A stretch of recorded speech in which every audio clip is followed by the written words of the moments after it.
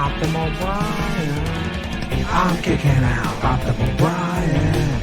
I'm better than I've ever been. I'm kicking out Optimal Brian. I'm better than I've ever been. Shout out a famous birthday and find some online games to play. Have some fun, reflect and pray. Optimal Brian, Optimal Brian, Optimal Brian.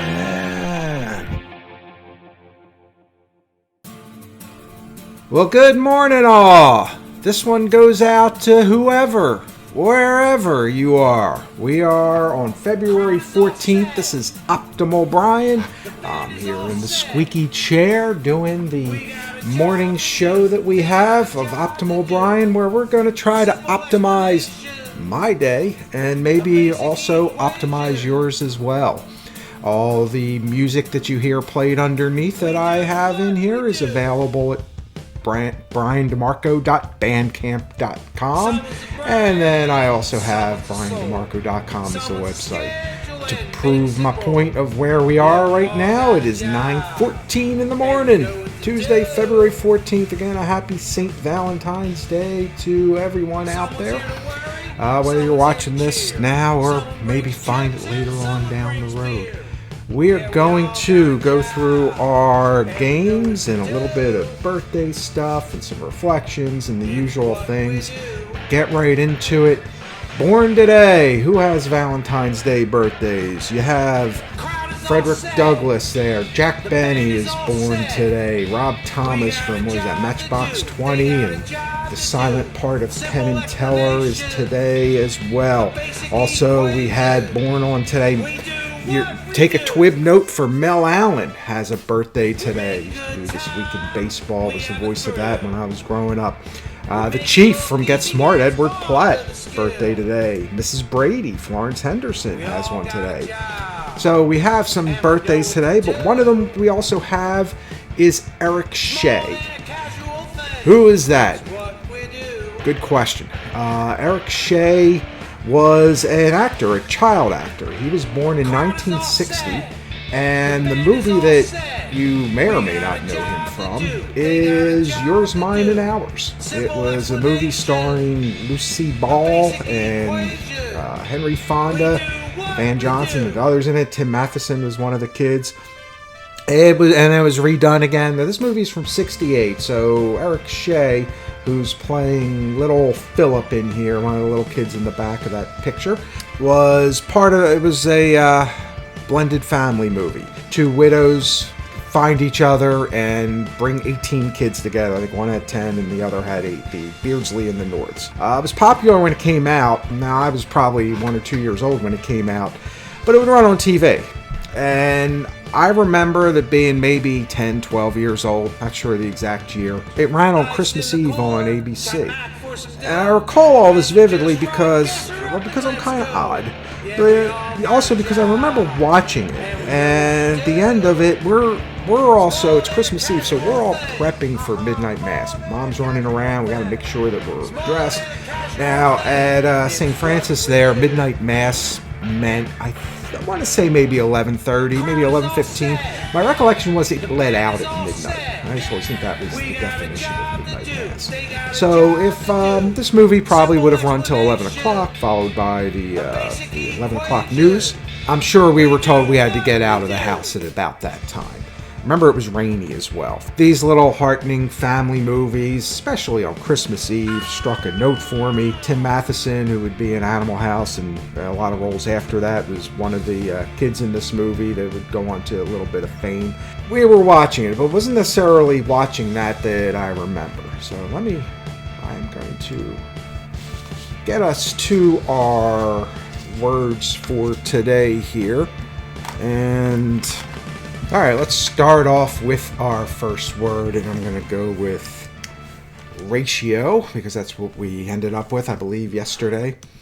All right, so we got a couple of letters in there. Let's just get the word here. VO, probably move that around a bit. And that doesn't place it yet, so we still have to find where that goes. All right, let's see. We're still missing out on... Oh, there you go. And So here we go. Let's assume I'm telling the story about an oldie. This word is an oldie. So we'll jot that one down. Oldie is our first word. Let's move along. So the Action News then went into the 11 o'clock news came on after the movie. And the first story, the big story that night on Action News, probably with Jim Garner, was that there was a house fire, a row home in Philadelphia. And I recall, and this could be wrong, was that there were 6 fatalities in it. And again, whether there was less or more or what the number was, this was a significant house fire on Christmas Eve that had occurred. It was chilling, right? This was tragedy. It was a line in this juxtaposition had that line, the Christmas story, at the height of our revelries, right? This happens. I was a kid in full Christmas mode. I was getting ready. Santa was there the next day. This was right before that, and even midnight mass. This was a family event. I was happy to go. This was all part of the joy of the season. And I was thinking about this and this family, and I don't know if any kids my age died in it, but I was thinking about them, what they were going through. Hey, just too loud. Part of it was that the loss, and how do you deal with that, and it's unfair, and all that goes with them. I mean, I don't remember if I prayed for them at mass. We had a similar thing, but that Joy and Sorrow together in 2021 when late Christmas Eve my mother-in-law passed away. And we find that out.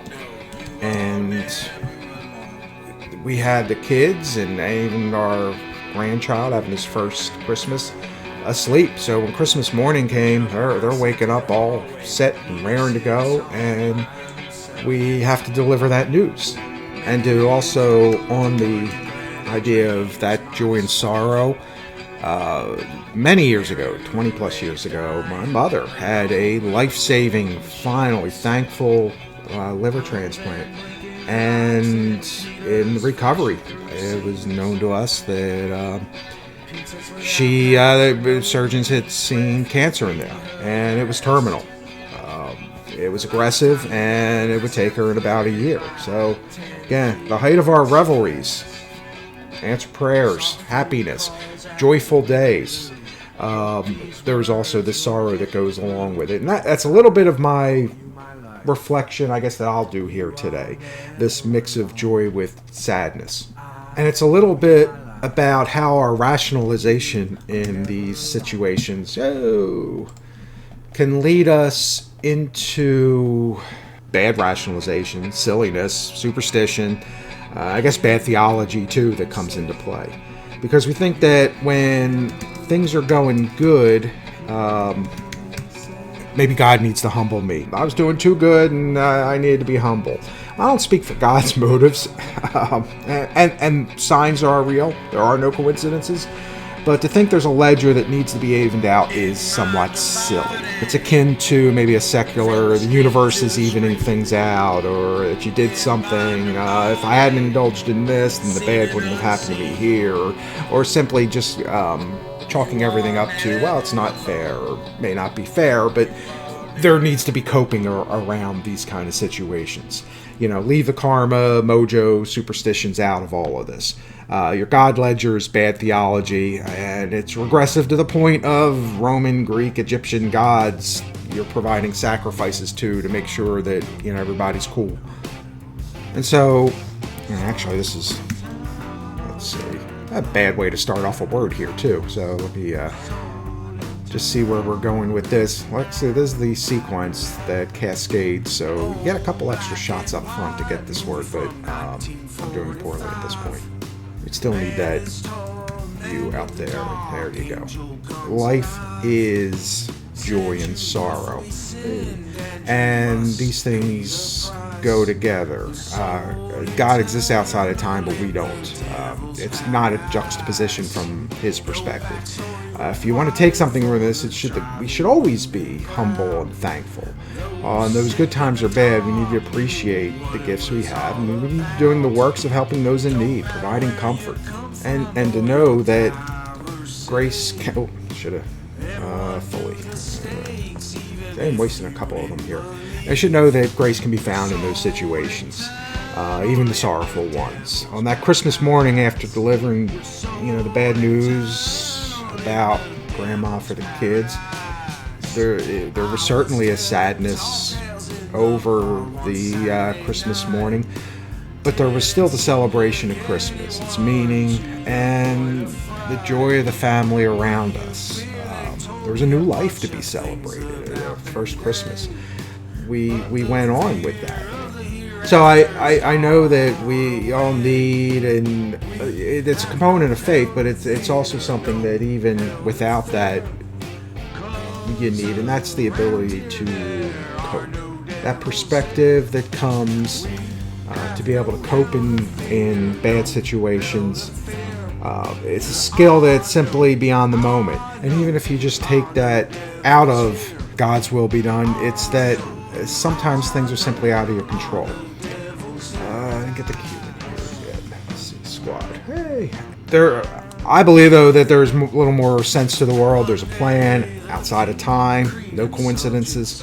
But ultimately, wherever you come from, it's coping skills that allow you to stop making all the world about you. Sin of pride. Be able to cope with a humble heart. So that's my Eric Shea story.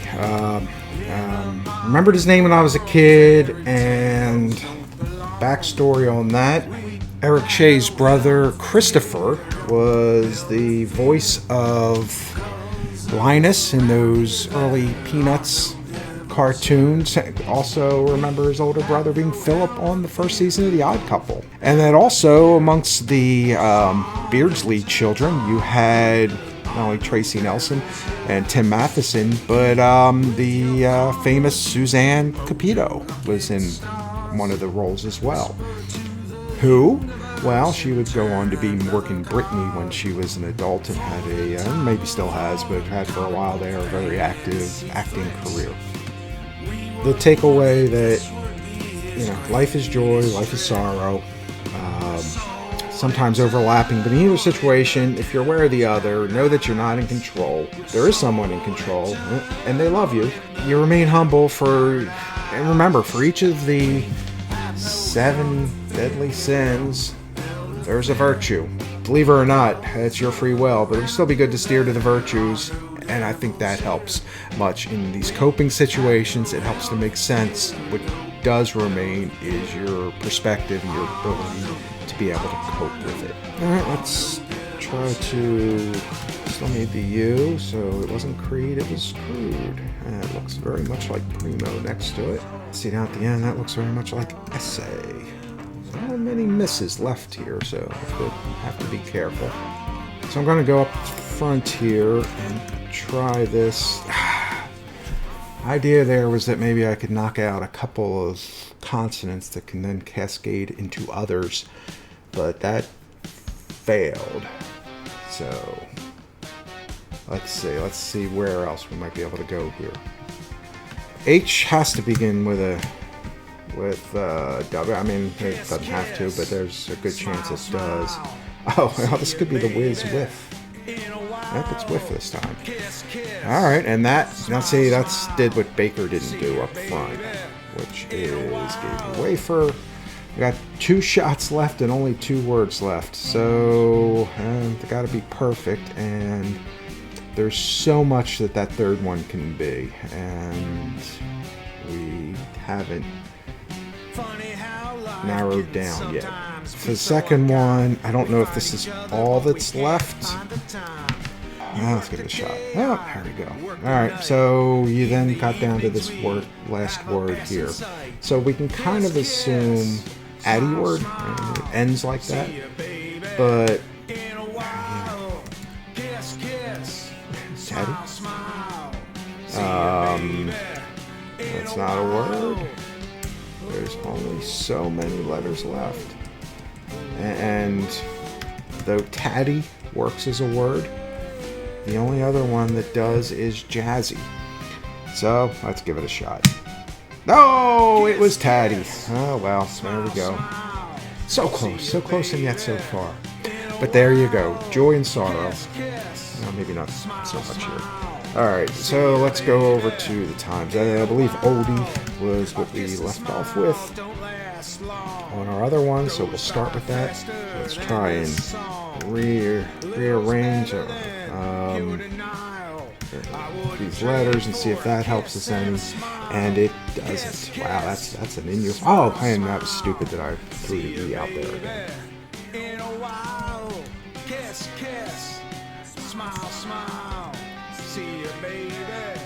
Alright, so we try to see if the D-O go at the end. Wow, I'm just striking out everywhere on this. But we did. Again, I don't know why I put the R in there. See, I'm not paying attention. Only got 3 shots left here, and I'm wasting letter after letter on this, chasing the OB down. So we got the 1. Let's see. Maybe does that all fit? Ah, well, good, because you know what? The problem there with something like sound is that found, bound, there's a lot of other words that you could have gotten into with that. But we got it. We got sound. Let's give it. Oh, I'm going to screw this one up because they switched the colors and already started it, and that's enough to throw me off. But let's see what we can do. It's Valentine's Day, so we got your Valentine's colors up here.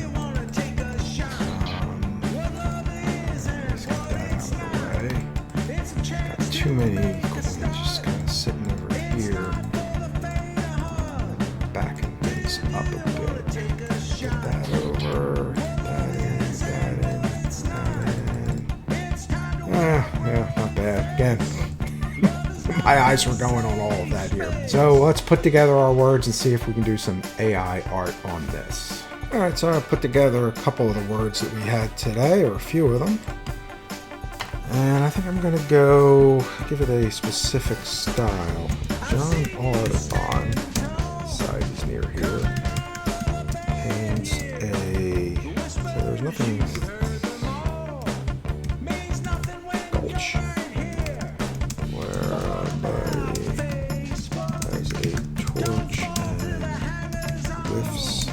Latte. That's weird. Alright, we'll be back with it. 3, 2, 1. And we're back. And there is our Gulch. John Audubon. And yeah, it's going to add the birds in, regardless, when it involves John Audubon. I don't see the torch, but I don't see whiffing a latte. I think they just went straight up for the John Audubon and the birds in a gulch. John Audubon and nature. I will swing by just a real quick on the reflections for today. Kind of funny based on what we were talking about with that mix of joy and sorrow, that even those that want to put a greater perspective on things reflect upon heaven. This is merely a step to there. Eternal happiness, unending joy. Look at all that God calls you to do each and every day, be it small, menial tasks or great invisible works. Do everything for the love of God, seeking each responsibility you have been given is essential way by which you obtain eternal joy. So again, the joy and the sorrows we have of responsibility of each day, done for God, then moving us to that eternal happiness. Glory be to the Father, and the Son, and the Holy Spirit, as it was in the beginning, is now, ever shall be, world without end. Amen. We'll wrap it up for the day. Remember, I am Brian DeMarco, briandemarco.com. This YouTube page, and also music at briandemarco.bandcamp.com. Been fun optimizing my day. Hopefully somewhere along the line you find this and it might help optimize yours.